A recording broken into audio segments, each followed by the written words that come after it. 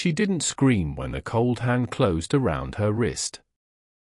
She froze, breath caught somewhere between her ribs and her throat, as if the forest itself had remembered an old rule: don't make noise when the king is near.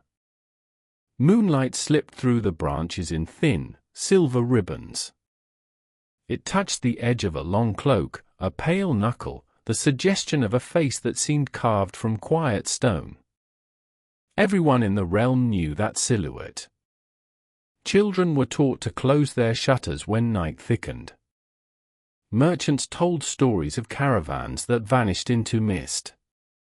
Priests preached that the vampire king was a punishment for human arrogance, a shadow wearing a crown. Yet the grip on her wrist wasn't crushing.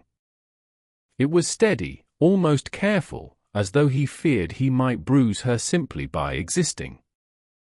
She swallowed hard and kept her eyes on the ground.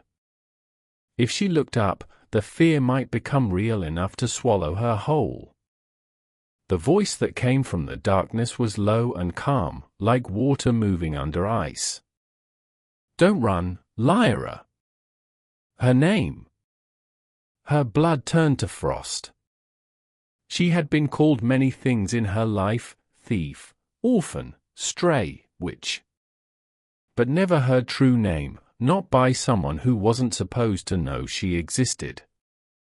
Slowly, she lifted her gaze. He stood close enough that she could see the fine texture of his gloves, the faint shimmer of dew caught on the hem of his cloak. His hair was dark, his skin pale in a way moonlight made dangerous. His eyes, she'd expected red, or glowing, or something cruel like the stories insisted. Instead they were a deep, quiet shade, the color of old ink, reflecting nothing but patient attention. Liora tried to pull back. Her instinct demanded distance, demanded escape.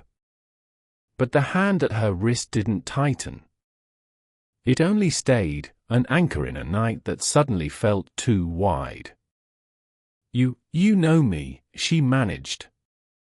He didn't answer immediately. His gaze moved past her shoulder, into the trees, as if listening to a sound she couldn't hear.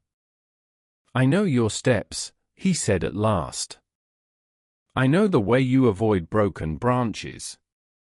I know you count your breaths when you're afraid." Her throat tightened. She had always believed her fear was private, sealed inside her skin where no one could touch it. "Who are you?" she whispered, though she already knew. The world had painted him in one color: terror. A king who ruled from a ruined castle beyond the marshlands, who drank life as easily as men drank wine. A monster who wore nobility like a mask. He looked at her as if he'd heard those stories too, and had grown tired of them. "You know who I am," he said, not unkindly. The forest seemed to hold its breath. Liora's fingers curled around the cloth bundle pressed to her chest. Inside it, wrapped in worn linen, was the one thing she could not afford to lose. It was warm against her skin, warm in a way that had nothing to do with the night air. Her secret. She had run from a village that would have burned her if they'd seen what she truly was. She had run from a priest who watched her too closely. She had run from the sound of her own heartbeat, because it didn't always beat like a human's. She had sworn no one would ever know. Yet the vampire king said her name as if it had always belonged on his tongue. "Please," she said, and hated how small the word sounded. "If you're going to," she couldn't finish. She couldn't say the old fears out loud. Somehow that would make them true. A faint shift passed through his expression, something like pain, quickly hidden. "I am not here to harm you." Liora almost laughed, sharp and bitter. "You expect me to believe that?" He studied her for a long moment. Then, slowly, he released her wrist. His hand dropped away, empty. If I wanted you dead, he said softly, you would not be standing. She is not yours, he replied quietly. No one is. The hunters shifted, the metal of their weapons catching lantern light. Liora expected the king to strike. She braced for violence, for the ugly proof that all the stories were right. Instead he did something that made her chest ache. He bowed his head, just slightly, not in submission but in acknowledgement, like a man greeting other men. You have families, he said. You have children waiting for you. Go back to them. The leader's eyes narrowed. You think we fear you enough to leave? I think you are tired enough, the king answered. And I think you have already lost too many in your war against things you don't understand. A hunter at the edge of the group swallowed hard, his lantern shaking. Liora saw it then, not only fear, but exhaustion. Haunted eyes. Bandaged hands. They had been hunting monsters so long they had forgotten what peace looked like. The leader forced a laugh that sounded hollow. We understand plenty. The girl is cursed. Liora's throat tightened. The king's gaze didn't flick toward her. He kept it on them, holding their attention as if he were shielding her with nothing but focus. She is alive, he said. And she is afraid. That is all you truly know. The leader's jaw tightened. Step aside. The king didn't move. A long silence stretched, filled with the distant cry of an owl. The hunter's lantern flames trembled in the breeze. Then the king did something else no story ever mentioned. He reached into his cloak again, slowly, carefully, and pulled out a small pouch. He set it on the ground between them with a soft thud. Coin. More than Liora had ever seen in one place. The leader blinked. What is this? A choice, the king replied. Take it. Leave. Tell your village you found nothing but old tracks and colder air. And let this night end without anyone carrying a new grief home. The hunter's face twisted. Bribery. The king's voice remained calm. Call it what you need to call it so you can live with it. Liora's eyes burned. She couldn't understand what she was seeing. A feared creature offering mercy. Offering money. Trying to prevent bloodshed without making a spectacle. The leader's gaze flicked to Liora behind him. You protect her because you want her for yourself. The accusation landed like a stone, and Liora flinched, waiting for the king's temper. But the king only said, very softly, no. There was such quiet certainty in that word that even the lantern flame seemed to steady. She is not prey, he continued. She is not property. She is not a prize. The leader's hand twitched toward his weapon. Liora's pulse spiked. She could hear it in her ears, loud as thunder. She expected the king to lash out. Instead, the king took a step forward, placing himself fully between them and her. The movement was small, but it carried the weight of a decision. If you insist on taking someone tonight, he said, voice gentle as snow, take me. Liora's breath stopped. No. He didn't look back at her, but his voice softened even further. Liora, listen to me. Her name, again, spoken with a tenderness that shouldn't have existed in a monster's mouth. You have spent your life believing your existence is a crime, he said. It is not. Do you understand? Tears slipped down her cheeks. She shook her head because she didn't trust her voice. The king's shoulders rose with a slow inhale, unnecessary for him, perhaps, but chosen, like a habit from a life he refused to forget. "Go," he murmured. "When they look at me, turn into the brush and don't stop until you reach the river." "I can't leave you," she whispered. "You can," he said. "And you must. That is how you repay me." The hunters shifted uneasily, as if they could feel the strange gravity of what was happening. The leader's expression tightened, uncertain now, not because he doubted his mission, but because something about this didn't fit his beliefs. Monsters weren't supposed to offer themselves. Monsters weren't supposed to sound like weary men trying to spare strangers. Lyora's hands trembled around her bundle. Inside, the warmth pulsed again, as if pleading. She realized then that the bundle wasn't only her secret. It was her future. It was the fragile, forbidden life inside her, proof that her bloodline was not simply a curse, but a continuation. She hadn't even admitted it to herself until this moment. Not fully. Not in words. The king knew. Of course he knew. His eyes met hers briefly now, a quiet, steady glance over his shoulder. "I knew the night you hid in the stable and cried until dawn," he said softly, as if answering the thought she hadn't spoken. "I knew when you stopped eating meat because the smell made you ill. I knew when your hand shook over your belly and you whispered to someone who wasn't there." Lyora's sob caught in her throat. Why didn't you come then?" "I did," he said. "In the ways I could." And suddenly, pieces of her life rearranged themselves. The stranger who had left bread by her window when she'd been too sick to steal. The priest who had turned away from her doorstep after receiving an anonymous donation to rebuild the chapel, money that kept him busy and out of her hair.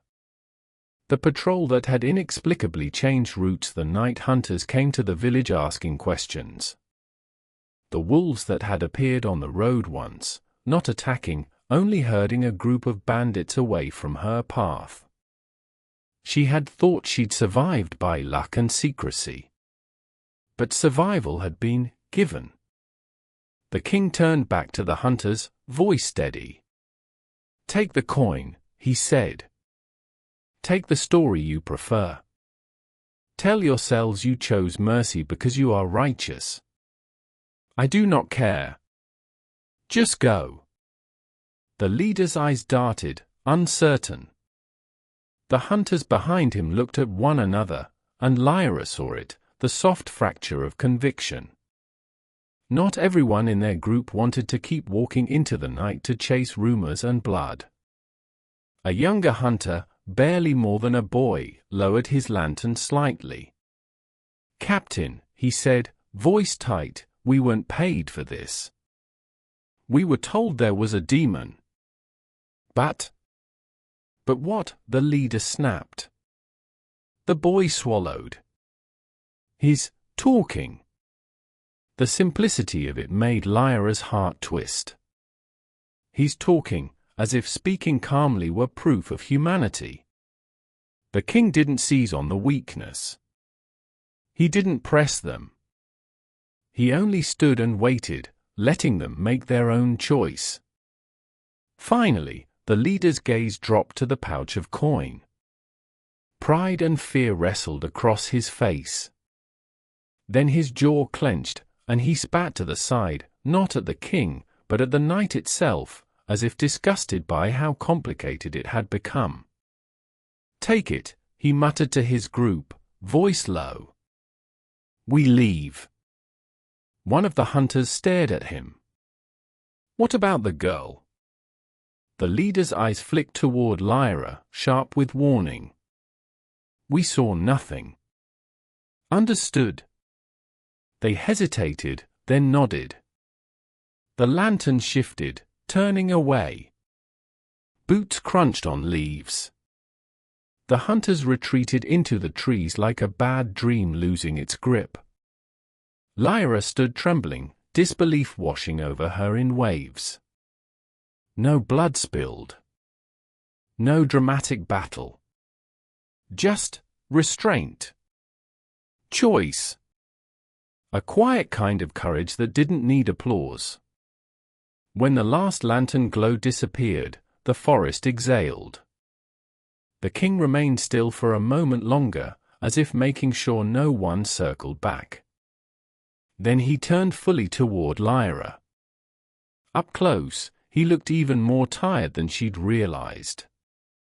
Not physically, there was strength in the lines of him, but tired in the way a person looks when they've carried too much for too long without ever being thanked. "You should go," he said gently. Liora didn't move. Her legs felt rooted to the earth. "You gave them money," she whispered. "You offered yourself." "Yes." "Why?" He seemed to consider, then answered with quiet honesty. "Because the world already fears me. It costs me nothing to let them keep that fear if it buys your safety."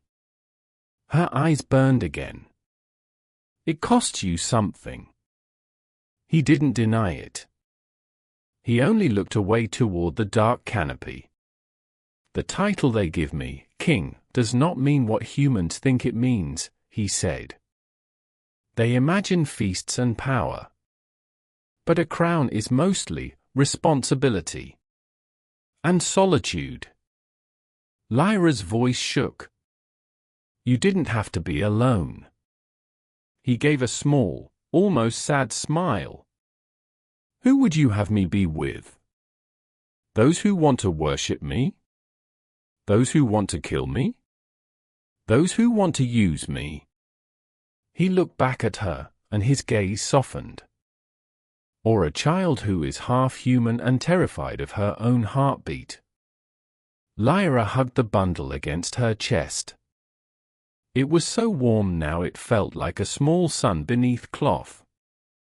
"I'm not. I don't even know what I am," she whispered. "You are Liora," he said simply. "And you are more than the stories others will tell about you." She hesitated. "If you've been protecting me, why reveal yourself now?" His eyes drifted to her wrist, where his hand had been. "Because you are no longer only protecting yourself." Lyora's breath caught. He spoke the next words carefully, as if they mattered enough to be placed gently. "You are carrying a life the world will not forgive," he said. "Not because it is evil, but because it is unfamiliar. And unfamiliar things frighten people." Tears slipped down her cheeks without permission. She didn't wipe them away. "What do I do?" she whispered. The king's gaze moved toward the north, beyond the forest, beyond the villages and their torches, toward lands Liora had only heard of in whispers. "There is a place," he said. "A monastery by the sea where the sisters keep no weapons and ask no bloodline. They hide those who need hiding. I have arranged for them to accept you." "You arranged?" Lyora's voice broke. "How long have you been planning my life?" He flinched, and she regretted the sharpness immediately. But he didn't grow angry. He only answered in that same calm tone, as if he understood. "I have not planned your life," he said. "Only your chances. The choices will always be yours." He stepped back, giving her space again, as if space itself were a gift. "Take the river east," he said. "Follow it until you find the stones shaped like teeth. There is a hidden path beyond them. It will lead you to a road that hunters do not patrol." Liora stared at him, the weight of everything pressing on her chest.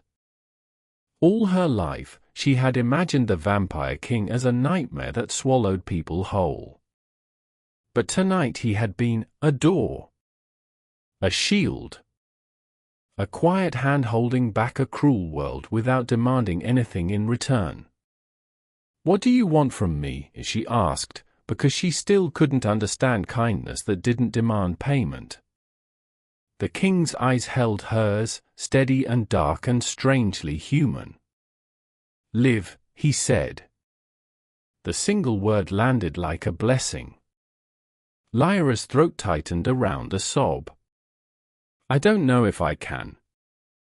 "You can," he replied. "You have, every day so far." She took a shaky breath.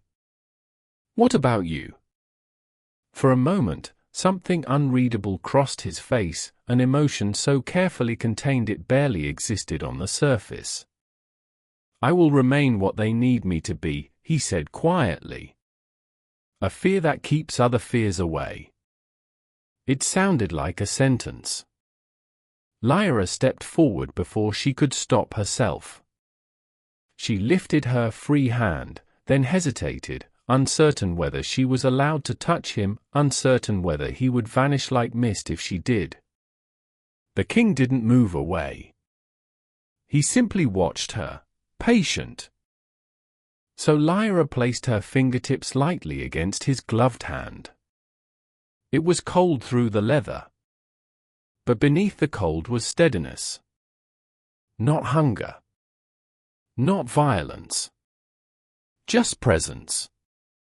"Thank you," she whispered. His eyes softened, and for the first time she saw something like relief, small and fleeting, like the first thaw after a brutal winter. "You do not have to thank me," he said. "I do," Liora replied, voice trembling with sincerity. "Because if you hadn't, I would have believed what they said about me. And about you." A long silence stretched between them, warm despite the night air. Then the king gently closed his fingers around her hand for one brief moment, barely a squeeze, more a reassurance than a hold. "Go now," he said. "Before the forest changes its mind." Liora managed a watery laugh through her tears. She nodded and stepped back, turning toward the darker brush where the river waited. After a few paces she stopped and looked over her shoulder. He was already fading into shadow, not disappearing like magic, simply stepping back until the trees took him in. But before he vanished completely, he spoke one last time, soft, meant to carry only to her. "Liora," he called. She turned fully. His silhouette stood framed by moonlight, cloak moving gently in the wind. The feared king of an unloved castle, the monster of every bedtime warning. And yet, in that quiet moment, he looked like nothing more than a solitary man making sure someone else got to have a dawn. "Your secret was never invisible," he said. "It was only protected." Lyora's hand went to her chest again, to the warmth beneath the cloth. She understood then that her secret wasn't only the darkness in her blood. It was the goodness that had followed her unseen. She nodded, unable to speak, and then she ran, not in panic this time, but with purpose. The forest opened for her, branches lifting as if making room. Her breath came steady, her heart quieter under the king's strange vial. Behind her, somewhere in the shadows, the Vampire King remained. Not as a predator.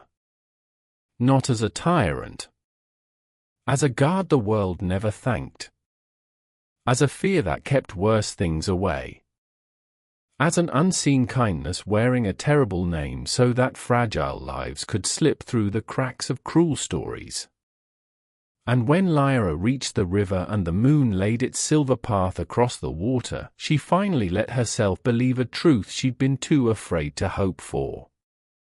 Sometimes, the one everyone fears is the one who saves you in silence. Sometimes, true kindness lives behind a monster's mask. And sometimes, the night that changes everything does so without a single scream, only a choice, a sacrifice, and the soft, aching realization that humanity can survive in the most misunderstood hearts. Because, as Liora would remember for the rest of her life, sometimes the one you fear is the very one who protects you.